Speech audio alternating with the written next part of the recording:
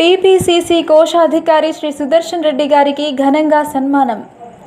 Telangana Congress committee రాష్ట్ర కోశాధికారిగా ఎన్నికైన బోధన్ మాజీ ఎమ్మెల్యే, మాజీ మంత్రివర్యులు శ్రీ పొద్దుటూరి సుదర్శన్ రెడ్డి గారిని బోధన్ శాఖ కాంగ్రెస్ పార్టీ ఆధ్వర్యంలో మహాలక్ష్మి కళ్యాణ మండపంలో ఘనంగా సత్కరించడం జరిగింది. ఈ సందర్భంగా సుదర్శన్ రెడ్డి గారు మాట్లాడుతూ, ఈ రోజు తాను ఎన్నో పదవులు అనుభవిస్తున్నాను అంటే అది బోధన్ ప్రజల అభిమానమని, బోధన్ నియోజకవర్గం ప్రజలకు ఎల్లప్పుడూ తాను అండగా ఉంటానని ఆయన అన్నారు. రానున్న రోజుల్లో అందరం కలిసికట్టుగా పనిచేసి కాంగ్రెస్ పార్టీని అధికారంలోకి తీసుకొద్దామని పిలుపునిచ్చారు. ఈ కార్యక్రమంలో పార్టీ సీనియర్ నాయకులు జెడ్పీ చైర్మన్ తాహిర్ బిన్ హందాన్, మాజీ డీసీసీ అధ్యక్షులు గడుగు గంగాధర్, కిసాన్ ఖేత్ జిల్లా అధ్యక్షులు ముప్పారెడ్డి, బోధన్ పట్టణ అధ్యక్షులు పాషా మొహినుద్దీన్, మండల అధ్యక్షులు గంగాశంకర్, మండల వర్కింగ్ ప్రెసిడెంట్ నరేందర్ రెడ్డి, యువజన కాంగ్రెస్ జిల్లా ఉపాధ్యక్షులు రవీందర్ రెడ్డి, యువజన కాంగ్రెస్ బోధన్ నియోజకవర్గం అధ్యక్షులు ఫర్హాన్, రేంజల్ మండల అధ్యక్షులు మోబిన్ ఖాన్, కౌన్సిలర్ దాము, ఎన్ఎస్యుఐ జిల్లా ప్రధాన కార్యదర్శి సంతోష్, యువజన కాంగ్రెస్ పట్టణ అధ్యక్షులు తలారే నవీన్, యూత్ మండల అధ్యక్షులు అశోక్, కిసాన్ ఖేత్ మండల అధ్యక్షులు మందార్న రవి, ఎడపల్లి వర్కింగ్ ప్రెసిడెంట్ గైని పోచయ్య, నవిపేట్ మండల అధ్యక్షులు సుధాకర్ రావు, మాజీ జెడ్పీటీసీ శ్రీనివాస్ గౌడ్, జిల్లా మైనారిటీ ఉపాధ్యక్షులు బడు, ఎస్టీ సెల్ అధ్యక్షులు సాయికృష్ణ, పట్టణ ప్రధాన కార్యదర్శులు హరికాంత్ చారి, విష్ణువర్ధన్, మైనారిటీ పట్టణ అధ్యక్షులు ఖలీం, పట్టణ యూత్ ప్రధాన కార్యదర్శి ఇనాయత్, సీనియర్ నాయకులు అల్లే రమేష్, అభిద్ అలీ, గణపతి రెడ్డి, చీల శంకర్ సాయిలు, ఎన్ఎస్యుఐ మండల అధ్యక్షులు అనిల్ తదితరులు పాల్గొన్నారు.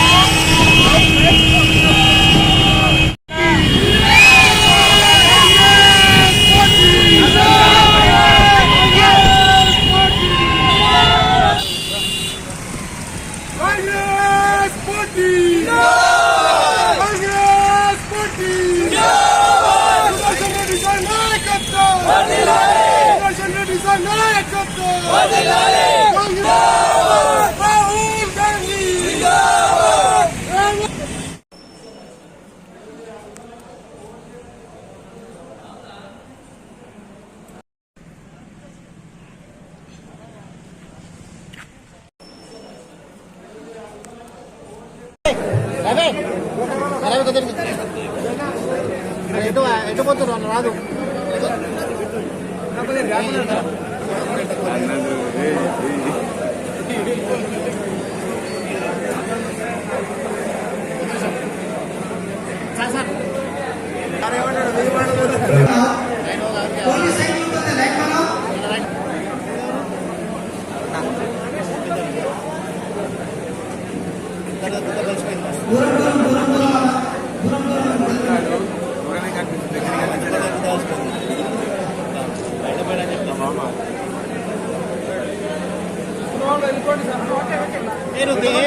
ఫోటో పోయిస్తారా ఎప్పుడు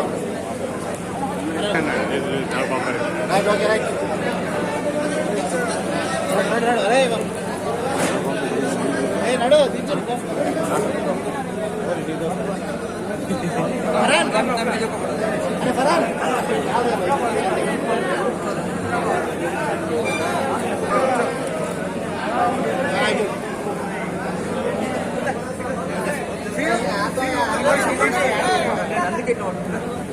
చూడండి అందరూ పడతానని మరొకసారి మీ అందరికీ కోరుతూ ఈ అవకాశం ఇచ్చిన మీ అందరికీ శిరస్సు వహించి పేరు పేరు నా నమస్కారం. Thank you. బోధనకు చెందిన ప్రదీప్ సైడ్ గారు మరియు ప్రమోద్ సైడ్ గారు ఇద్దరు వచ్చి సన్మానం చేసుకున్న ధన్యవాదాలు తెలియజేస్తూ ఇప్పుడు భాస్కర్ గౌడ్ గారు కూడా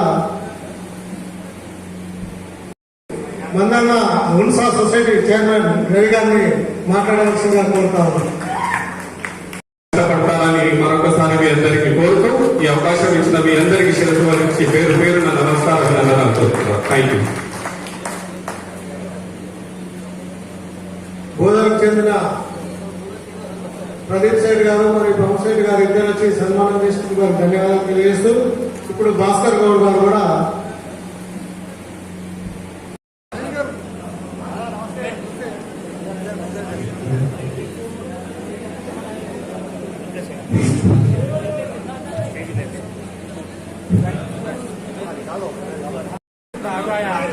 మరి పిచ్చే పిచ్చే చోరే చేస్తే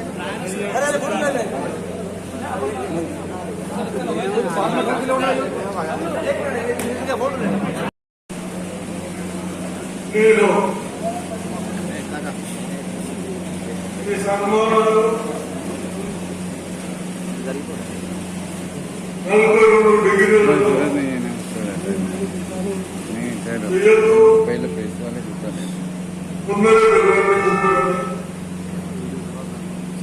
అదేవిధంగా మనం వరంగల్ డిక్లరేషన్ గురించి కాంప్లెక్స్ కోసం వాళ్ళని డిస్టర్బ్ చేయొద్దని కూడా వేదిక ఉన్న పెద్దలందరూ చెప్పడం జరిగింది. ఈ వేదికకు సభాధ్యక్షుడు టౌన్ ప్రెసిడెంట్ భాషా గారికి,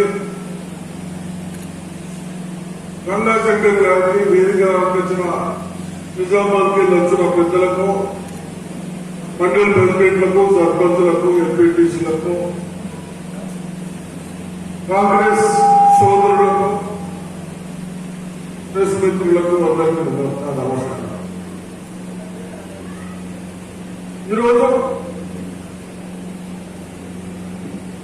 బోధన్ పట్టణ బోధన్ కాన్స్టిట్యున్సీ ప్రజలు గత 30 సంవత్సరాల నుంచి రాజకీయ జీవితం సాగిస్తూ 3 సంవత్సరాలు 3 టర్మ్ ఎమ్మెల్యేగా మినిస్టర్గా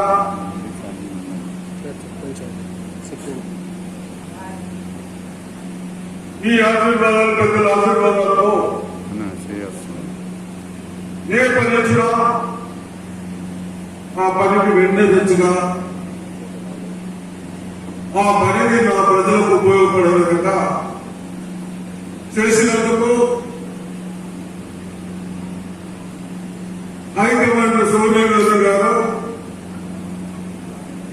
రాహుల్ గాంధీ గారు, మన పిసిసి అధ్యక్షుడు రేవంత్ రెడ్డి గారు నన్ను కోశాధికారిగా ట్రెజరర్గా ఉండాలని నేను అన్నాను. వేరే వాళ్ళకి అవకాశం ఇవ్వండి బాగుంటుందంటే,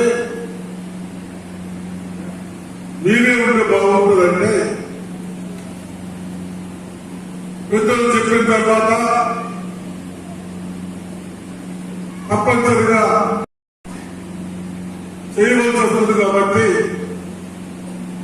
తెలంగాణ కాంగ్రెస్ పార్టీ కోశాధికారంగా నాకు నిర్ణయించినందుకు మా బోధన కాన్స్టిట్యున్సీ నిజామాబాద్ డిస్ట్రిక్ట్ ప్రజల తరఫున వచ్చి మరి ఒకసారి వాళ్ళ ముగ్గురికి ధన్యవాదాలు చెప్తా ఉన్నాం. మరి ఈరోజు మన ప్రజాస్వామ్యంలో రాజులను పాలన తర్వాత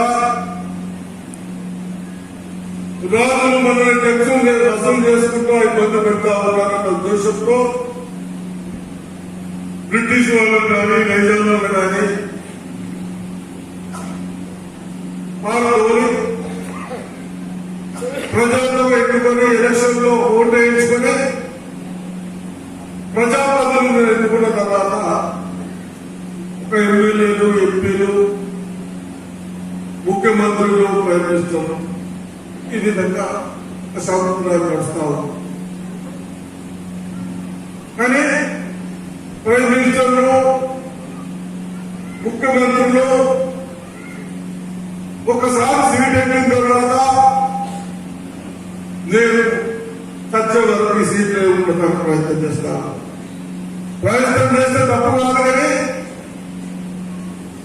మతాలను రెచ్చగొట్టి స్వార్థాల కొరకు స్కీములు చెప్పి మనం ఇంత కష్టపడి యావత్ భారతదేశంలో కానీ తెలంగాణలో కానీ పైసా కూడా పెట్టుకొని మనం అన్ని డెవలప్ చేస్తా ఉంటే మనకి రాని స్కీములు పెట్టి ఆ స్కీములు కేవలం ప్రజలకు ఉపయోగపడకుండా వాళ్ళ స్వార్థాల కమిషన్ల కొరకి ప్రాజెక్టు పెట్టడం జరిగింది. కేసీఆర్ గారు విద్య మార్చారు, హాస్పిటల్స్ మార్చారు, ఇరిగేషన్ లేదు, గొప్పలు చెప్తా ఉంటాడు. ఇరిగేషన్ పెట్టొద్దా, ఎవరు పెట్టొస్తున్నాయా? మేము మనం పెట్టినాం. కాంగ్రెస్ ప్రభుత్వం వచ్చిన తర్వాత రాజశేఖర రెడ్డి గారు మనందరం కలిసి మన నిజామాబాద్ డిస్టిక్ లో నిజామాబాద్ నీళ్లు సరిపోతలేదని గోదావరిలో లిఫ్ట్ ఇరిగేషన్స్ పెట్టుకొని ఇంకా చాలా లిఫ్ట్ ఇరిగేషన్ పెట్టుకుని అవసరాల ప్రకారం కేవలం 7-8 సంవత్సరాలనే ఇప్పుడు 2 పంటలు పండించుకుంటున్నాం.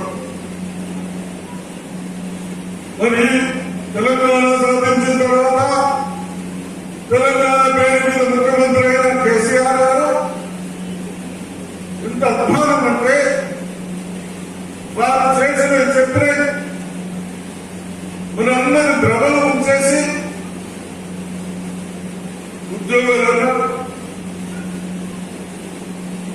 ఎడ్యుకేషన్ అన్నారు, ఇరిగేషన్ అన్నారు.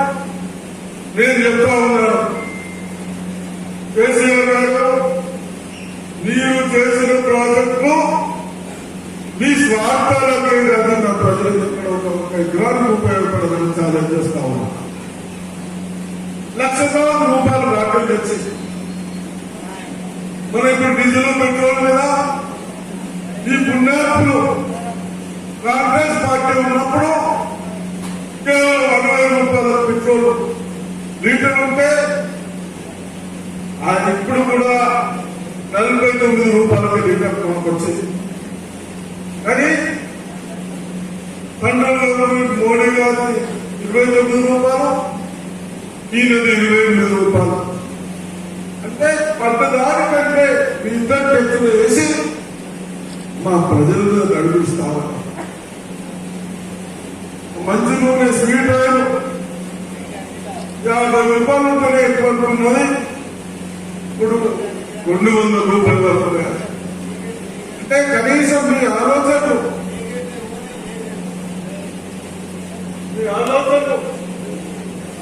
ఏ విధంగా ఉన్నాయంటే ఇంత పెద్ద కంట్రీలో 1,35 లక్షల పాపులేషన్ ఉన్న దానిలో కనీసం మంచి నూనె కూడా బయటకెళ్ళి తెచ్చే పరిస్థితులు ఉన్నాయి. దాని కూడా మేము డబ్బులు ఖర్చు పెడుతున్నారు. ఏముంది, కాంగ్రెస్ పార్టీకి కాదు, మీ అందరికి సఫర్ అయ్యింది. చూశారు, కేసీఆర్ మాటలు చూశారు, మోడీ గారి మాటలు చూశారు. కేసీఆర్ ఇంటింటి నౌకరి అన్నాడు. ఎక్కడ హాస్పిటల్ పోతే ఒక డాక్టర్లు లేరు. మన కాంగ్రెస్ ప్రభుత్వం ఉన్నప్పుడు బీద వాళ్ళకు లక్షణాల వరకు హాస్పిటల్ కొంత ఫ్రీ చేయబడుతుంది. చదువుకునే విద్యార్థులకు ఫీజు ఫ్రీ ఉండేది. ఇవన్నీ అన్ని పక్కన పెట్టి ఈ పుణ్యాత్ముడు కేసీఆర్ औरंगाबाद टोटली तेलंगाना में एक स्कूल रूम नहीं तरह से ఎక్కడ స్కూల్ రూమ్ అంటే వాళ్ళందరికీ మనం చదవద్దు, మనం అందరూ చదవరాని ఉంటే వాళ్ళు ఇంకా నడిపించే ఉద్దేశం అనుకుంటాను. అటువంటి వాళ్ళని మోడీ సర్కార్ साल 2 करोड़ जवाब मेरे बच्चों को 2 करोड़ नहीं 200 करोड़ ఈ విధంగా ఎక్కడైతే కేసీఆర్ నా గరీబులకు 3 ఎకరాల భూమి డబుల్ బెడ్రూమ్ నిన్న పోయి చూస్తే ఇల్లు లేక బాధపడి ఈ మండలంలో అలా బాధ చూస్తే నాకు భయమేస్తాం. కనీసం ఎక్కడైనా ఒక ఇల్లు కట్టడం పాపాన లేదు. కాబట్టి ఇవన్నీ మరి వారు మాత్రం మళ్ళీ ఏదో స్కీములు పెట్టారు కానీ ఆ స్కీములన్నీ మనం చూసాము. ఇంకా స్కీములు చూస్తారా? చూసే ఆలోచన ఉన్నారా ప్రజలు? లేరా?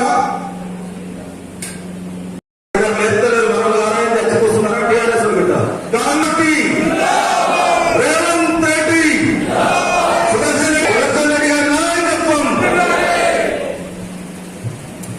ఇప్పుడు సార్ కోపం నచ్చని పనికి ఒక తండ్రి హోదాలో బెదిరిస్తా ఉన్నాడు, నచ్చిన పనికి ప్రేమను దగ్గర తీసుకుంటా ఉన్నాడు. అటువంటి వ్యక్తిని బోధన ప్రజలు మరి ఎందుకు 2 మార్లు ఓడించారో అర్థం కాని పరిస్థితి. మరి అటువంటి తరంలో మీరంతా కష్టపడి మీరు కష్టపడతా ఉన్నారు, కానీ ఇంకా గ్రౌండ్ లెవెల్కి ఇంకా కింది స్థాయికి పోయి ఓటర్లని కన్వెన్స్ చేసి పెద్ద సుదర్శన్ రెడ్డిని గెలిపించే దిశగా కష్టపడాలని కూడా ఈ సందర్భంగా కోరుకుంటున్నాను. రాజకీయ పరంగా ఓటములు గెలుపులు సహజం, కానీ ఇంత చక్కని నాయకుడిని మనం చెప్తున్నాం. ఇంత నీతి నిజాయితీ నాయకుడని అఖిల భారత కాంగ్రెస్ కమిటీ చెప్తుంది, రాష్ట్ర కాంగ్రెస్ కమిటీ చెప్తుంది. కానీ సుదర్శన్ రెడ్డి గారు ఎవరి మీద ఓడిపోయారో ఒక్కోసారి మనం ఆలోచించాలి. ఎదుటి వ్యక్తి క్యారెక్టర్ని మనం ఆలోచించాలా. వీటన్నింటినీ ప్రజలకు వివరించాల్సిన బాధ్యత మనపై ఉంది కాంగ్రెస్ పార్టీ కార్యకర్తలాగా.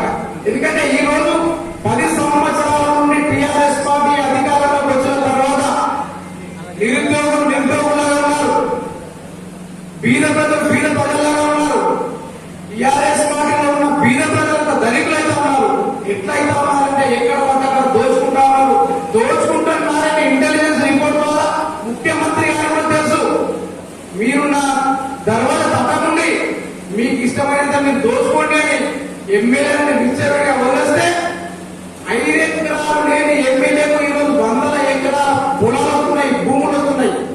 హైదరాబాద్ చుట్టూ భూములు ఎమ్మెల్యేలకు, టీఆర్ఎస్ పార్టీ ఎమ్మెల్యేలకి.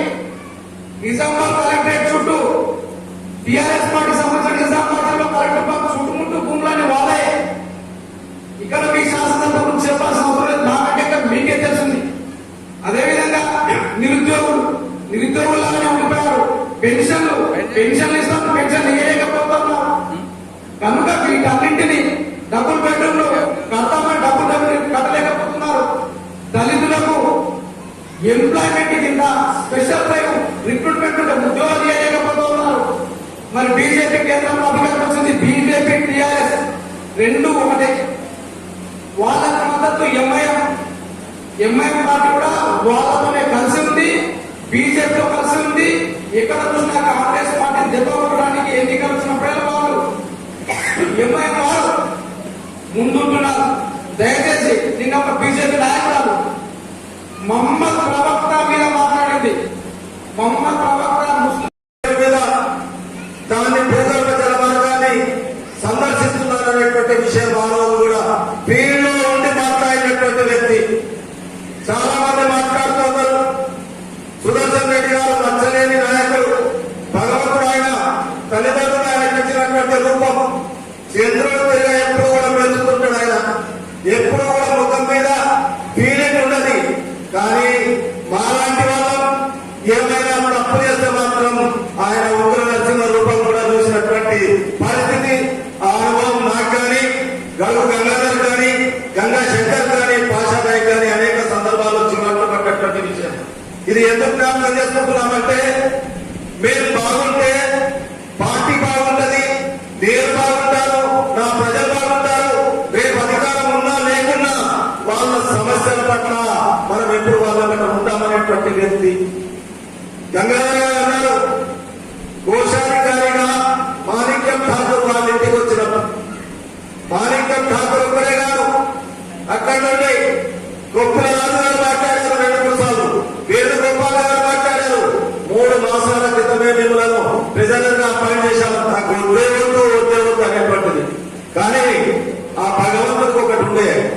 ఆయన కోశాధికారిగా అయితే రాష్ట్ర కాంగ్రెస్ లో ఒక ధైర్యం వస్తుంది.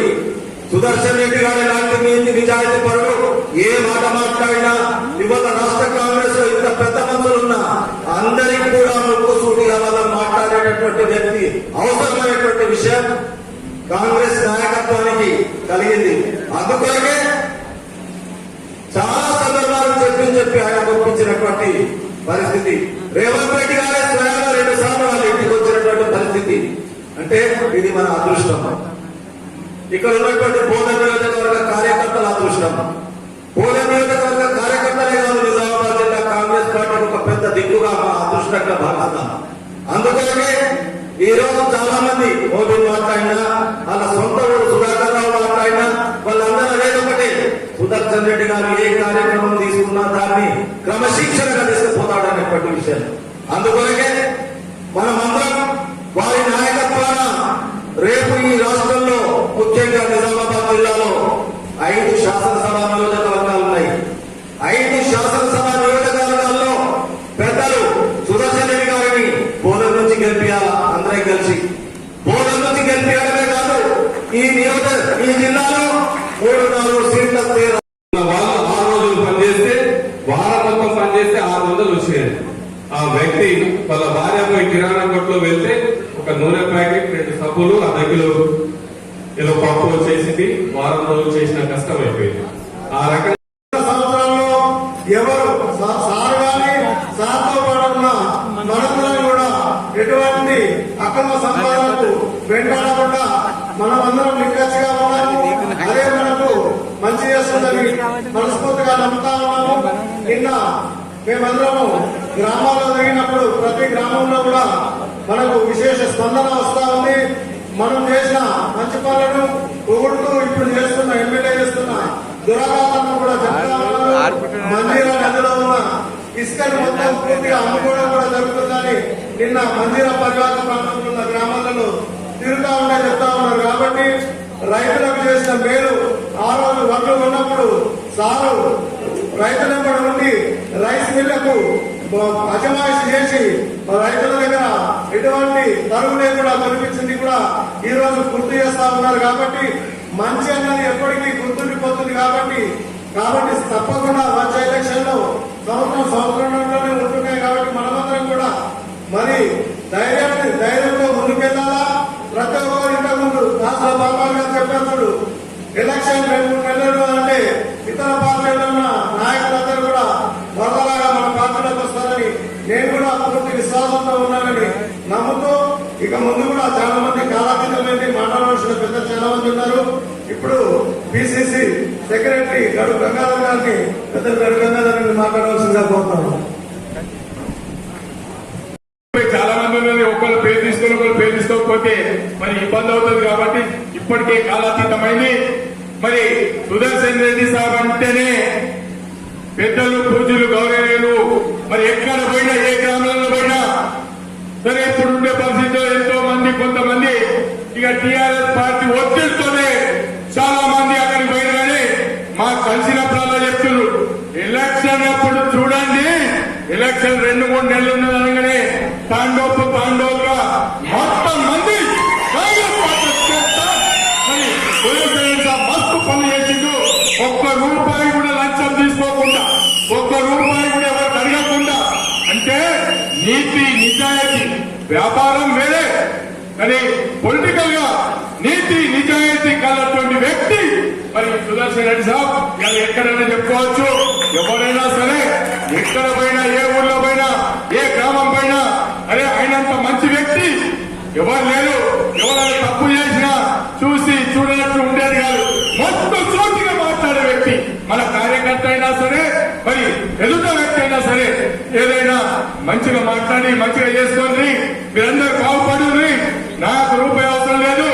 ఏ పని చేసినా సరే, ఏ కాంట్రాక్ట్ లో కానీ, ఏ వర్క్ లో కానీ ఎవరు పని చేయించినారు. ఇప్పుడున్న పరిస్థితులు చూస్తున్నాం మనం. పెన్షన్ కావాలంటే లంచం, ఇల్లు కావాలంటే లంచం, వాటిని కొంటే కూడా 5 కిలోలు 3 కిలోలు కట్ చేసి మరి ఇప్పుడున్న పరిస్థితుల్లో మరి మొత్తం దాచుకునే పరిస్థితి ఉంది. మరి మన ఎమ్మెల్యేకే పెద్ద రైస్ మిల్ ఉంది. ఇక మీరు వడ్లైనా సరే దోసుకొని 5 కిలోలు 4 కిలోలు కట్ చేస్తే కూడా అధికార పార్టీలు ఒక్క మాట కూడా మాట్లాడకుండా ఇలా నిమ్మ గురించి నీరెత్తినట్లు ఉన్నారంటే మామూలు మాట కాదు. మరి కాంగ్రెస్ పార్టీ మరి పెద్దలు వరంగల్లో ఒక డిక్లరేషన్ తీసుకొచ్చారు కాబట్టి ఇక నేను అంతగానే చెప్పలేదు, చాలా మంది చెప్పేవాళ్ళు కాబట్టి 2 నిమిషాలు తన మీద మాట్లాడదాం. నీతి నిజాయితీ కలిగినటువంటి వ్యక్తి ఏదో డబ్బులు పెట్టి ఓట్లు పొందామనే వ్యక్తి కాదు. మరి నీతి నిజాయితీకే చూసి ఓట్లేయాలా? కావాలా నీతి? లేదు అబద్ధం కావాలా? నీతి కావాలంటే సుదర్శన్ రెడ్డి సార్కు గెలిపియాలా? మనందరం కూడా గట్టిగా పనిచేయాలా? ఏదైనా సరే మనం డబ్బులు కాదు చేస్తున్నా కానీ ఆయన నాకు ఏం వద్దులే ఇప్పుడు అన్నట్టు ఆయన ముందుకు రాకపోతే మళ్ళా రేవంత్ రెడ్డి గారే గట్టిగా పట్టుబట్టి మీరు తీసుకున్న కాలాన్ని పెద్దల అధిష్టానము కేంద్రంలో ఉన్న మన అధిష్టానం ద్వారా ఒత్తిడి తీసుకొస్తే ఆయన తీసుకోవడం గొప్పతనం. ఎందుకంటే సార్ అంటేనే క్రమశిక్షణ పట్టుదల ఉన్న వ్యక్తి. ఆయన నేతృత్వంలో మనందరం